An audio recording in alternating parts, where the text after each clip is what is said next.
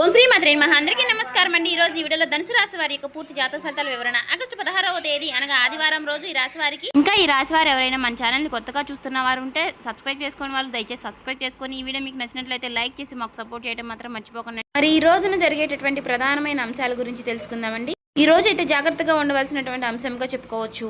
ఎందుకంటే ఈ రోజున మీ జీవితంలో ఒక డెడ్ లైన్గా ఉండబోతోంది.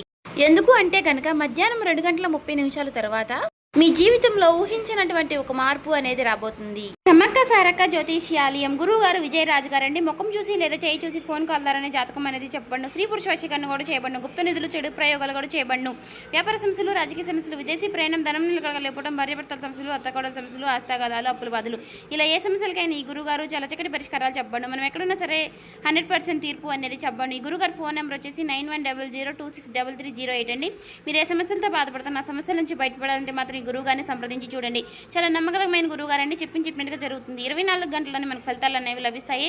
ఒక్కసారి మనకు మీరు ఏ సమస్యలతో బాధపడుతున్నా ఖచ్చితంగా ఆ సమస్య నుంచి బయటపడాలంటే మాత్రం ఈ గురువుగారిని సంప్రదించి చూడండి. చాలా నమ్మకమైన గురువుగారు. ఆ 2:30 దాటక ముందే మీరు ఒక ఫోన్ కాల్ ద్వారా కానీ ఏదైనా సరే ఒక విధంగా ఒక వార్త అనేది వినవచ్చండి. ఒక వ్యక్తి మీ తలుపు తట్టవచ్చు. ఆ వ్యక్తి ఎవరై ఉంటారు? ఆ వ్యక్తి ద్వారా ఆ వార్త వినగానే ఒక్కసారిగా మీ గుండె జల్లుమంటుంది. ఇది ఒక షాకింగ్ న్యూస్ గా చెప్పుకోవచ్చు. అయితే ఈ వార్త మిమ్మల్ని భయపెట్టేటటువంటి వార్త కూడా కావచ్చండి. లేదంటే ఒక ఆనందంతో ఉక్కిరిబిక్కిరి చేసేటటువంటి ఒక శుభవార్త అయి కూడా ఉండవచ్చండి.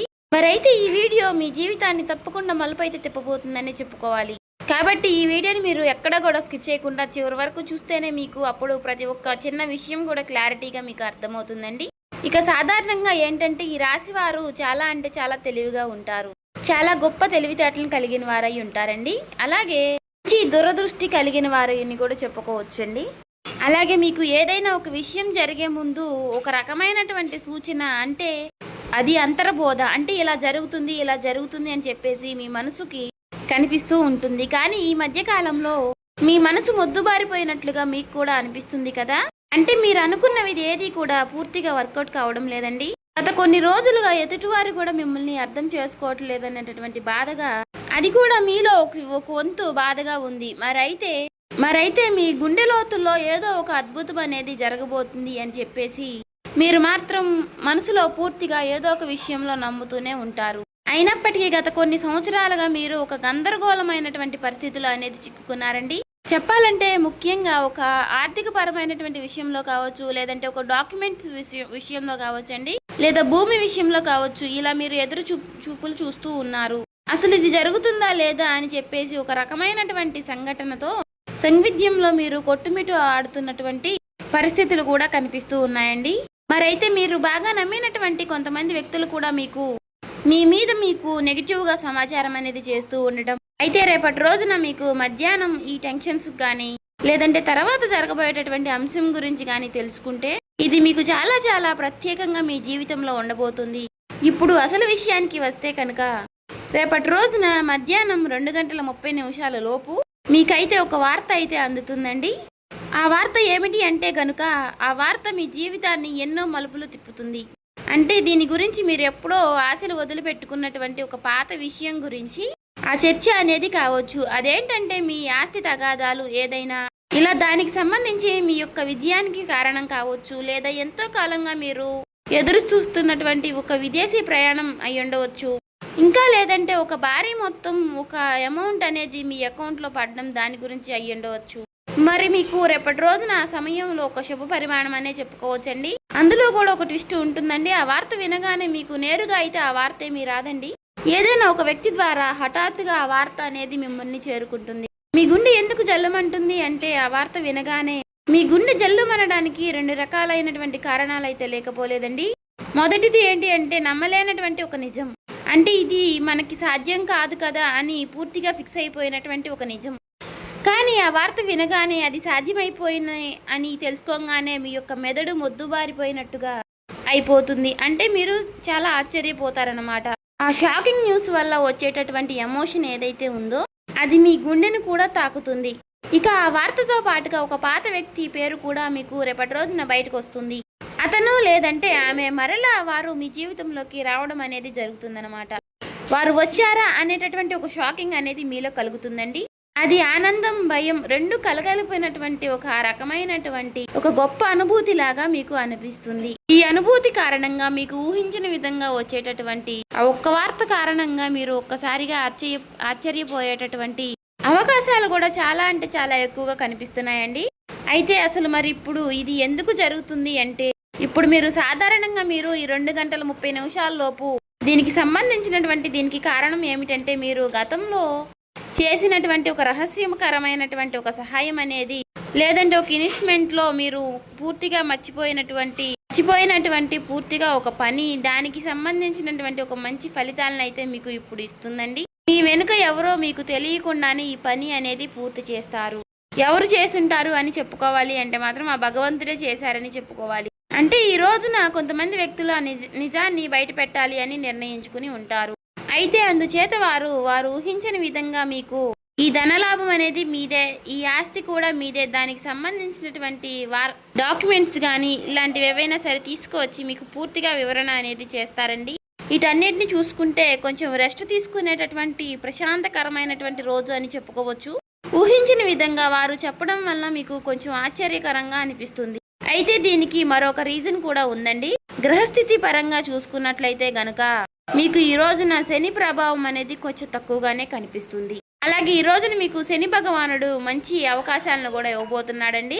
రాహువుల యొక్క సంచారం, గురు దృష్టి మీ యొక్క రాశి యొక్క పైన కూడా పడిందండి. కాబట్టి ఈ 2 గంటల 30 నిమిషాలు అనేది ఈ రాశి వారికి ఒక ముహూర్తం లాంటిది అన్నమాట.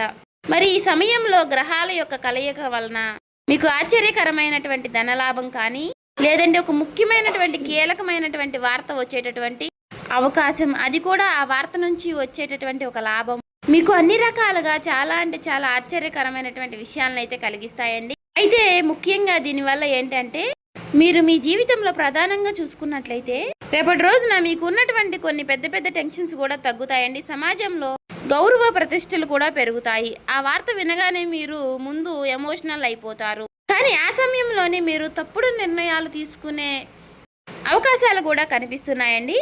అంటే అలాగే ఏదైనా మీరు కొంచెం అంటే మీకు బీపీ అనారోగ్య సమస్యలు ఉన్నవారు కూడా ఆవేశపడిపోయి తొందరపడి నిర్ణయాలు తీసుకోకుండా కొంచెం ప్రశాంతంగా నిర్ణయాలు తీసుకోవడం, సమర్థవంతంగా ఎదుర్కొనేటటువంటి ప్రయత్నం అనేది చేయాలండి.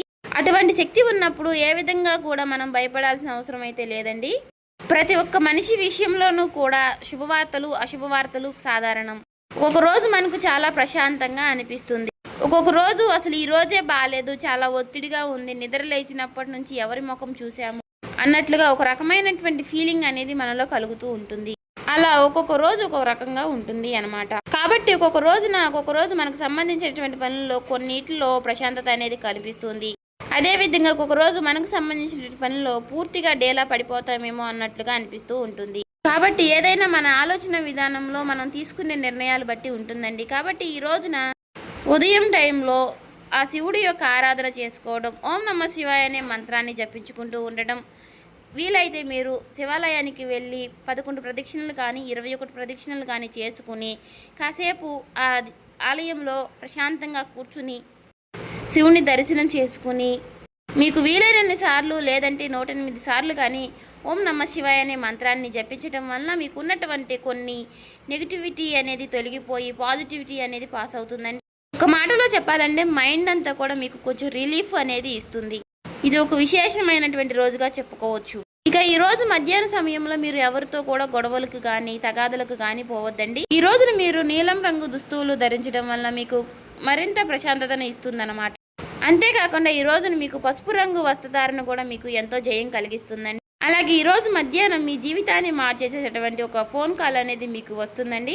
ఆ ఫోన్ కాల్ రూపంలో మీ జీవితంలో ఒక సరికొత్త వెలుగుని నింపాలని చెప్పేసి మనస్ఫూర్తిగా నేను కూడా కోరుకుంటున్నాను. ఇక ఈ రోజున మీకు తూర్పు దిక్కు ప్రయాణం అనేది ఎంతో విశేషంగా ఉంటుంది. ఇక ఎప్పుడూ కూడా మీకు వీలైనంత సహాయం మీరు ఎవరికైనా చేయడంలో మీరు ముందుంటారు. ఒకరిని ముంచాలి, ఒకరిని నష్టపెట్టాలి, ఒకరికి సమస్యలు కలిగించాలని చెప్పేసి మీరు ఎప్పుడు కూడా అనుకోరు.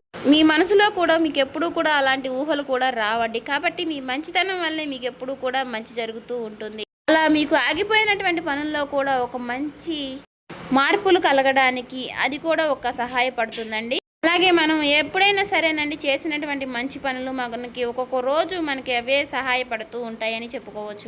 అలా నిదర్శనమే ఈ రోజు అండి. కాబట్టి మీ జీవితంలో రాబోయేటటువంటి మీ జీవితంలో ఒక మంచి మార్పు అనేది వస్తుంది. మీరు మనస్ఫూర్తిగా మంచిగా ఈ రోజున పాజిటివ్గా ఉండండి. మీ మనసులో మీరు ఎప్పుడు ఎటువంటి నెగిటివ్ ఆలోచనలు అనేవి చేయకండి. అలాగే మీరు ఏదైనా ఒక విషయం గురించి నిర్ణయం అనేది తీసుకునే ముందు 1కి 4 సార్లు ఆలోచించి పెద్దల యొక్క సలహాలు సూచనలు తీసుకుని జాగ్రత్త నిర్ణయాలు అనేవి తీసుకోండి. అలాగే మీ ఇంట్లో పెద్దల యొక్క ఆశీర్వచనాలతో పాటు మీ జీవిత భాగస్వామి యొక్క నిర్ణయాలని గౌరవించండి. ఇక ఈ రోజున మీరు బయటికి వెళ్ళే ముందు ఆ శివుడి యొక్క బసం కానీ లేదంటే సింధూరాన్ని కానీ ధరించండి నుదుటిన. ఇలా ధరించడం వల్ల మీకు వచ్చేటటువంటి కొన్ని నెగిటివ్ ఆలోచనలు నెగిటివ్ సమస్యలు అనేవి తొలగిపోతాయి. అంతా కూడా పాజిటివిటీగా ఉంటుంది. మీ మనసు కూడా చాలా ప్రశాంతంగా ఉంచుకోనండి. నలుగురితో నవ్వుతూ మాట్లాడండి. ఎవరి మీద కూడా చిరాకు పడడం కోప్పడడం ఇలాంటి పనులు చేయకండి. అలాగే మీకు వచ్చేటటువంటి సంకేతాల ద్వారానే మీకు రిజల్ట్ అనేది చాలా కనిపిస్తూ ఉంటుంది. కాబట్టి మీరు కొన్ని ఏవైనా సరేనండి వచ్చినప్పటికీ వాటి గురించి ఆలోచిస్తూ ఉండండి. సో చూసారు కదండి, ఈ వీడియో కనుక మీకు నచ్చినట్లయితే ఓం శ్రీ మాత్రే నమః అని కామెంట్ చేసి లైక్ చేసి మాకు సపోర్ట్ చేయడం మాత్రం మర్చిపోకండి. ఇంకా ఎవరైనా మన ఛానల్ సబ్స్క్రైబ్ చేసుకునే వాళ్ళు ఉంటే దయచేసి సబ్స్క్రైబ్ చేసుకోండి.